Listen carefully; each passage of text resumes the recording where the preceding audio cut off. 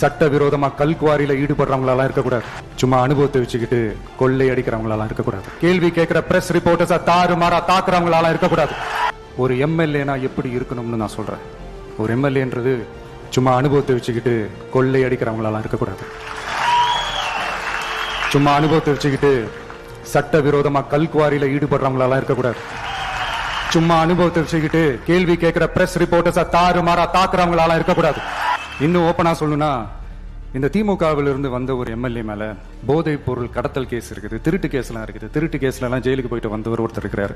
நீங்க கூட யோசிக்கலாம், அவர் யாரு அப்படின்னு நீங்க யோசிக்கலாம். அந்த எம்எல்ஏ யாருன்னு உங்களுக்கு யோசிக்க தோணும். இன்னொரு க்ளூ வேணா நான் தரேன். அந்த திருட்டு கேஸ்ல உள்ள போயிட்டு வந்தவரை யாருக்கு எதிராக இந்த திமுக தேர்தலில் நிக்க வச்சாங்க தெரியுமா? இன்னைக்கு அவங்க கூட்டணியிலேயே மூச்சுக்கு 300 தடவை முட்டு கொடுக்கிற ஒரு மிகப்பெரிய ஒரு தலைவருக்கு எதிராக. அந்த தலைவரை தோக்கடிக்கணும்னு தான் 1996 அவருக்கு ஆப்போசிட்டா இந்த எம்எல்ஏவை நிக்க வச்சாங்க.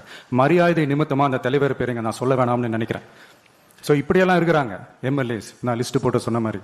ஆனா எம்எல்ஏஸ்னா சும்மா இல்ல, ஒரு தொகுதிக்கான அந்த மக்களுக்கான எல்லை காப்பாளர்கள். அப்படி இருக்கணும்.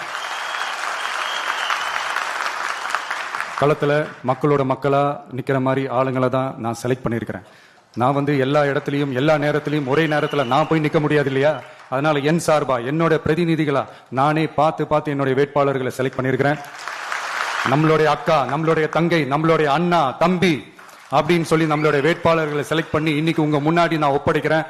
மக்களே, அவங்களை எம்எல்ஏ ஆக்க வேண்டியது உங்களுடைய பொறுப்பு.